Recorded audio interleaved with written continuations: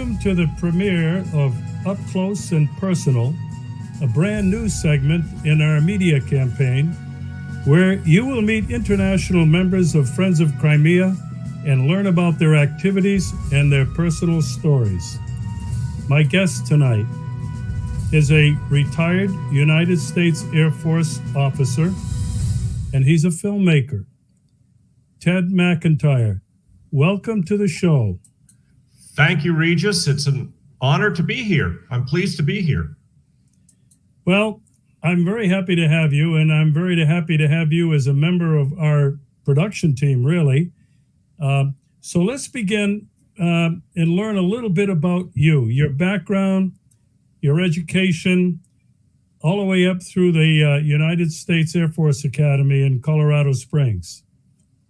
Yes, so what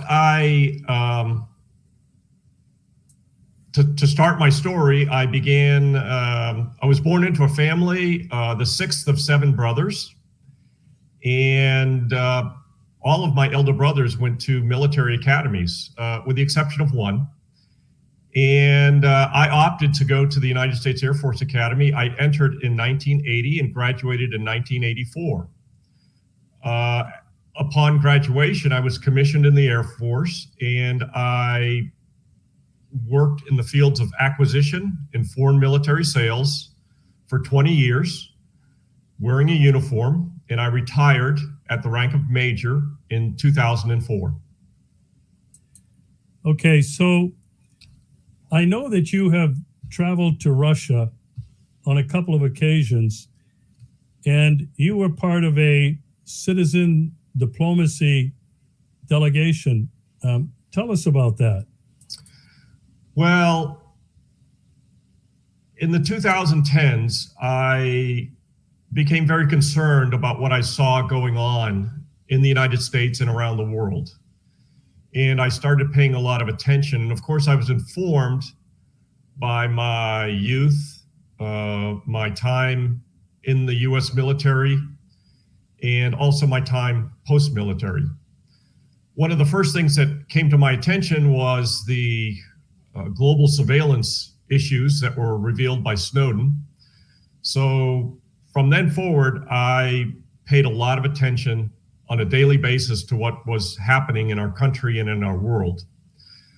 I was very aware and following on a daily basis what was happening in Ukraine, starting in 2013, but definitely every single day of 2014, before the Maidan even took off. Through that interest, I actually I knew I needed to know more. So I went, the only way that I knew to get to that area was to go as an English instructor. And I went to Klemensky, Ukraine for a month in September of 2014 as an English instructor. And that gave me a lot of background and information about the area. Subsequently, I became aware of Sharon Tennyson and the Center for Citizens Initiatives, which is a citizen diplomacy effort. And I began communicating with her, not unlike how I've communicated with you over, let's say, the last year, but I didn't really cross into the threshold of her awareness of who I was and what my level of interest was until maybe we had been occasionally exchanging emails for months and months.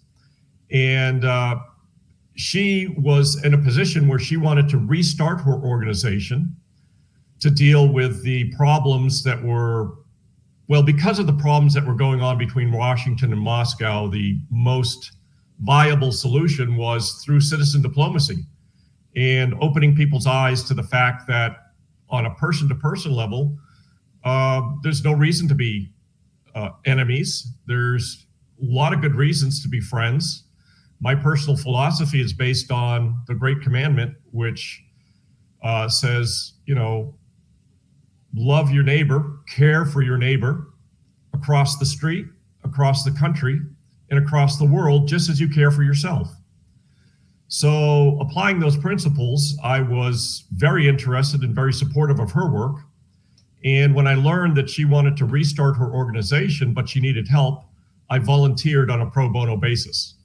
So in January, February of 2016, I worked with her diligently to relaunch her website and also to travel to Russia to figure out what could be done in the citizen diplomacy realm to improve relations between the people of the United States and the people of Russia.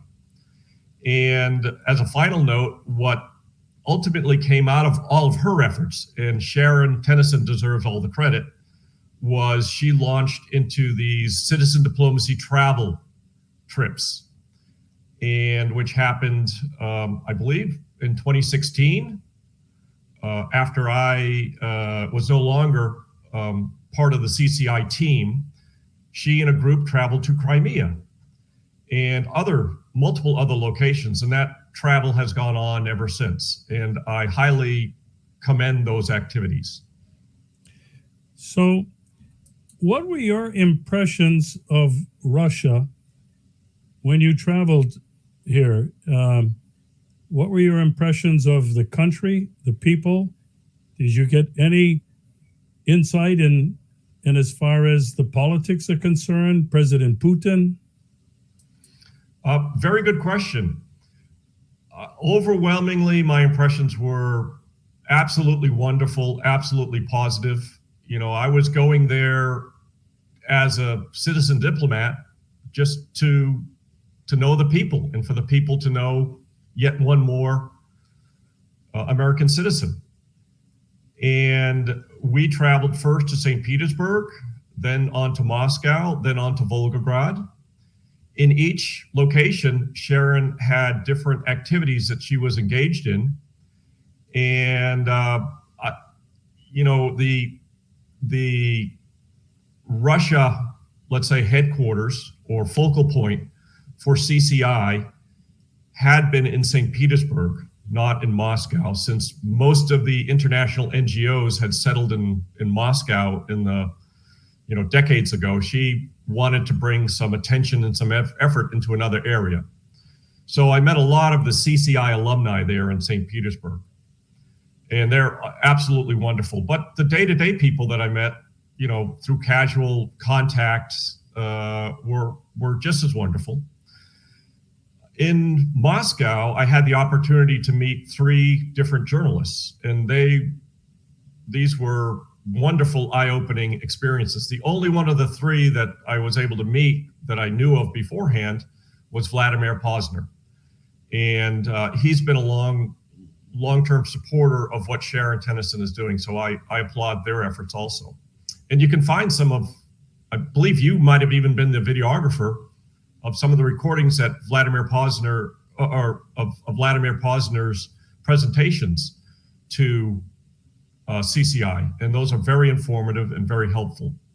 In Volgograd, it was maybe some Rotarian type orientation, I guess that's what I would call it, as well as some maybe business orientations. And again, wonderful experience. I went as a citizen diplomat. I went with a Russian tourist visa. I think that there may have been some learning experiences through that subsequently a person who wants to visit Russia needs to carefully determine whether they're going in a tourist capacity or a humanitarian capacity.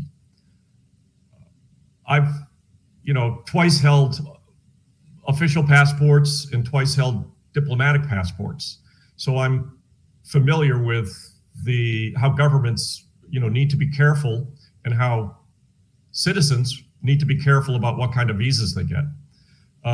So we did hit a little bit of a speed bump in Volgograd, but it was an overwhelmingly positive experience. And Sharon wrote about that in the CCI blog, which is still up and still available. Okay, I'd like to know now your thoughts on Crimea.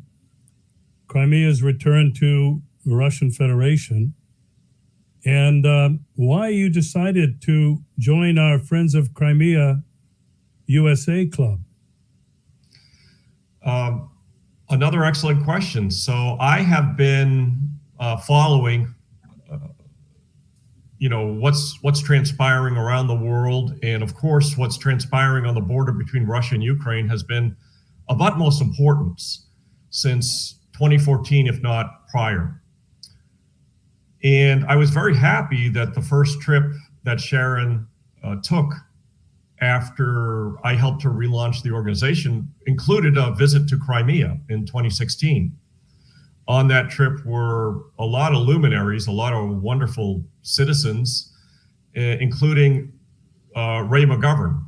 And I know that he's been a guest on your show, and that's kind of what brought my attention to one and subsequently more in all of the episodes that you've been producing.